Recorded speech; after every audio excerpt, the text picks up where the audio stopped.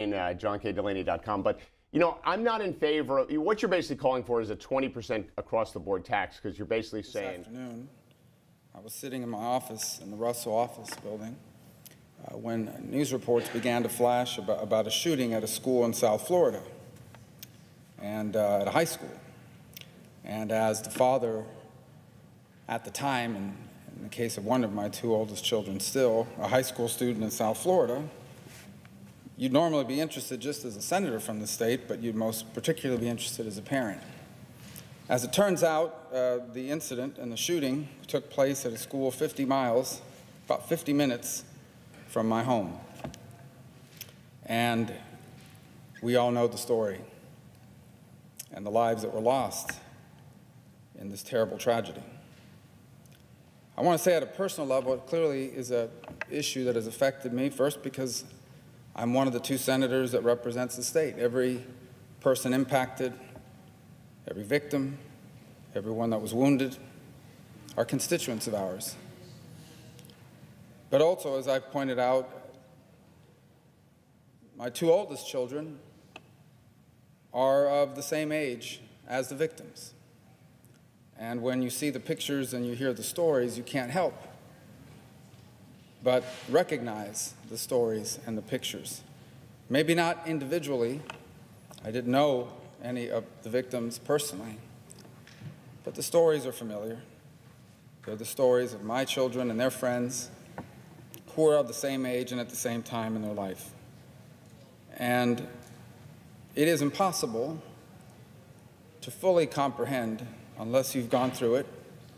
By the grace of God, I have not. But unless you've gone through the loss of a child, particularly under such tragic and traumatic circumstances. That said, throughout the last 12 months, as we reached different milestones in my two daughters' lives, whether it was the prom, or graduation day, or dropping off my oldest in college, or a class ring ceremony for a junior, we were almost reminded for just a moment of the parents who had expected to be doing the same during this time of year, but were unable. I have learned a lot from those parents, many of whom I've gotten to know personally and worked in the last year alongside on a number of issues. And in the year that has passed, they have turned their grief into effective activism, as have the students. But the parents in particular are the ones that I have interacted with the most here in Washington on a regular basis.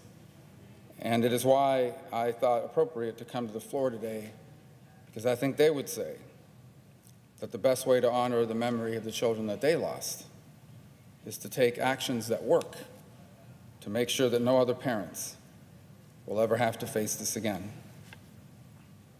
Several of the parents have publicly described what happened a year ago today as the most avoidable mass murder in American history. But what was it that enabled this to happen? Why was it avoidable? What could have been done to address it? And in the brief moments that we have here, my colleague from Florida will have additional statements as well.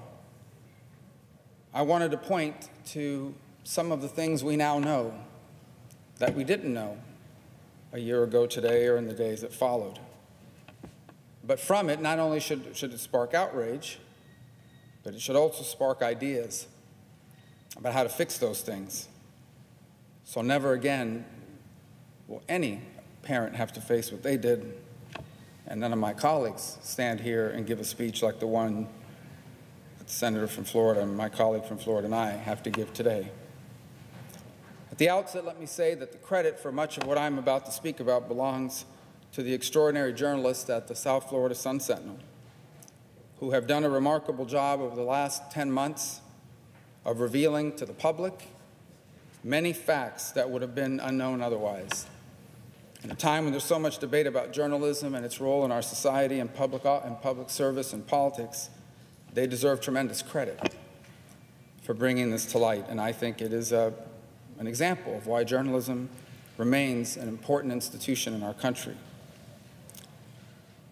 A lot of the attention in this debate has been paid to the issues that we're familiar with and have been debated long before this tragedy: a ban on certain weapons, universal background checks, taking on what's described as the gun lobby. And these issues dominated the national media coverage, and these support for these positions is not new. They predate this tragedy.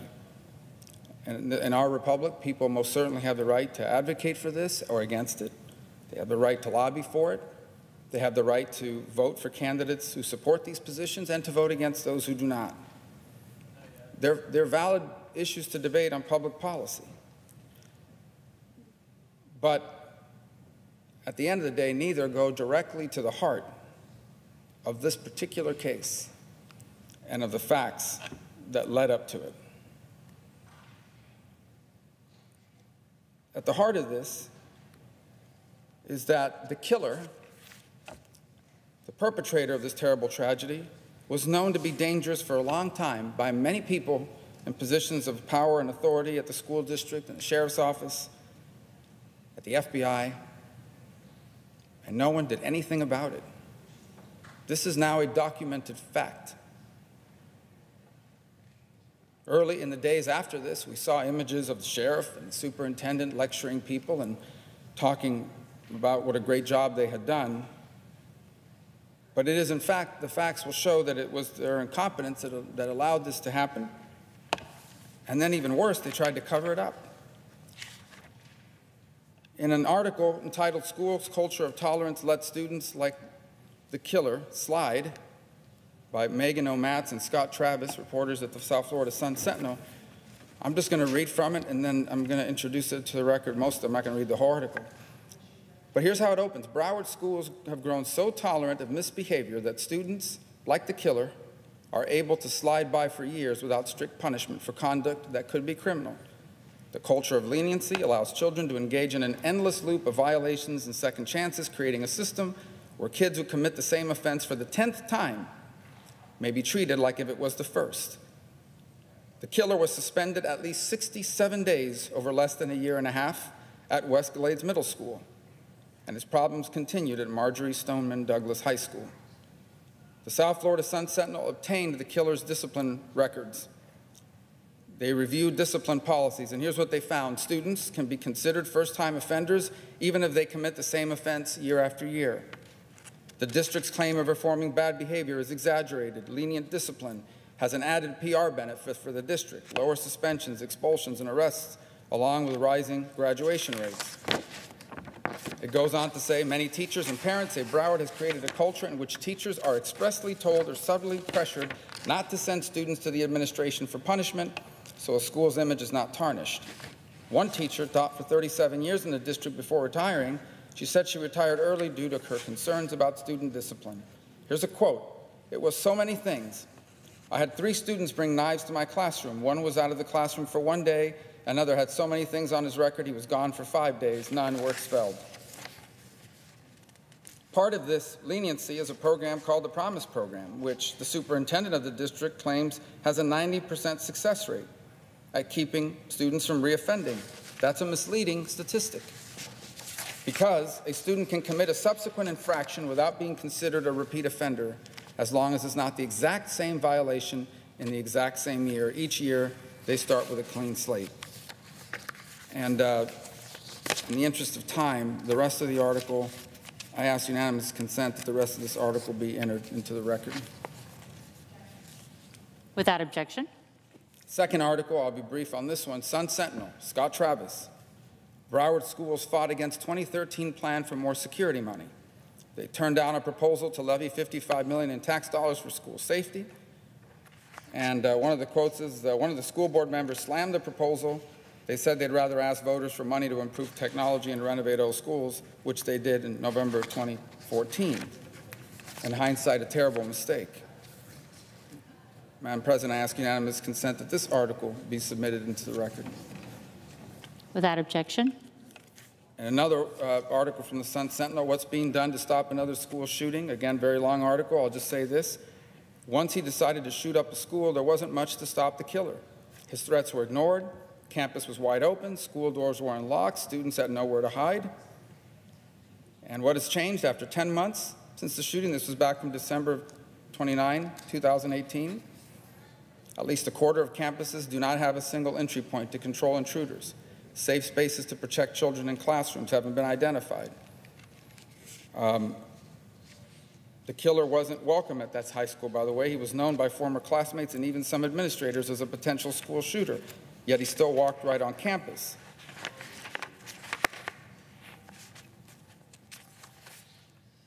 It goes on to say that the killer didn't keep his homicidal urges quiet. The school incompetently handled the threat he represented to his fellow classmates and teachers. The killer's lust for violence had been documented officially 69 times in his life. At least 30 people knew of his troubling behavior before the shooting. In fact, I have here with me the record of those 69 discipline points. It's extensive, and I ask unanimous consent that that record be entered into the record. Without objection. Wrapping up on this point, another article from the Sun Sentinel that I ask unanimous consent that we submit it to the record, titled "Hide, Deny, Spin, Threaten: How the School District Tried to Mask Failures That Led to the Shooting." And it talks about efforts that were made by the school district to keep from the public the sort of things that we're now finding out. So I ask unanimous consent that that article be submitted. Without objection. And finally, what the school district knew about the Parkland shooter is another article that talks about time and again how this killer told people he was going to do this. Not just one person, multiple people. And nothing was in place to do anything about it. I ask unanimous consent that the article entitled "Sun Sentinel: Here's What Broward Schools Knew About Parkland Shooter, Details Revealed by Mistake" be entered into the record. Without objection. I wrap up with a couple of points. The first is that the Stoneman Douglas Commission, impaneled by the state, looked at these shootings, and from it I think are pretty instructive of some of the things I hope we can work on together. It looked at a 20-year period and it found 48 individuals committed 46 of these attacks. 35 were students, 10 were former students. So 45 of the 48 were either students or former students. It found that the most typical weapon used was a semi-automatic pistol. It found that 50% of these attacks were done with weapons that were taken from the home, not even purchased, taken from the home. And it found that in 4 or 5 incidents, at least one person had some knowledge that they were going to do this, and in more than half the cases, at least 2 people knew they were going to do this. It is on the basis of these discoveries, working with many of the parents whose children lost their lives a year ago today, that last year we pursued on a bipartisan basis and passed the Stop School Violence Act, which provides over a 10-year period $100 million a year for strengthening school security, providing school training to identify threats before they take action, creating school threat assessments and crisis intervention. That has passed. It is why this year I have reintroduced the Extreme Risk Protection Order and Violence Protection Act, which will dedicate the Department of Justice funds to incentivize states to give law enforcement the authority to prevent individuals who pose a threat to themselves or others the ability to purchase or possess firearms, so that if information like what was available to authorities in Parkland are available to people now, they can actually go to court. They can go to court, prove their case with due process, and take the guns away from this person before they go out and commit this crime, and more importantly, alert their parents to secure the guns at home so they don't use that gun to commit the crime. I've also introduced a bipartisan bill, Threat Assessment Prevention and Safety Act, creates a task force of experts to provide recommendations for a national strategy to keep our communities safe from targeted violence through threat assessment and management, which experts say is the best way to identify potential killers before they act. If something like this had been in place, it is highly likely that authorities, putting all this together, what we know today, would have said, this individual is a serious threat, and we need to do something about it before they take action. And finally, yesterday, Senator Grassley and I reintroduced the EAGLES Act, which would reauthorize and expand the U.S. Secret Service National Threat Assessment Center to help communities proactively mitigate threats of violence in schools. It is my hope that this terrible tragedy and what we have learned about it will guide us, will provide us a roadmap of concrete steps that we can take to empower communities, schools, and police departments, and parents and families with the tools they need, not just to identify people who are potentially violent, but to prevent it from happening, get out ahead of it. Maybe it's a risk assessment, maybe it's institutionalized mental health or wraparound services, but anything that can be done. And I raise all this today because if you were to speak to the families, as I know my colleague from Florida and I often do, they will tell you that the most important thing we can do to honor the memory of their children that they lost in this terrible tragedy is to make sure it doesn't happen to anybody else. And now, one more thing we'd like to do to honor the victims of this tragedy. My colleague, Senator Scott, and I have put forth a resolution that commemorates this day. It honors the survivors. It pledges continued support for their recovery. It recognizes the strength and resiliency of Marory Stoneman Douglas High School and the community that surrounds it. It expresses gratitude to the emergency medical and healthcare professionals of the community for their efforts in responding and caring for the victims and survivors. Most of all, it commemorates the victims that were killed in the attack, and it offers the Senate's heartfelt condolences and deepest sympathies to the families, loved ones, and friends of the victim. Madam President, as of in legislative session, I ask unanimous consent the Senate proceed to the consideration of Senate Res. 71 submitted earlier today.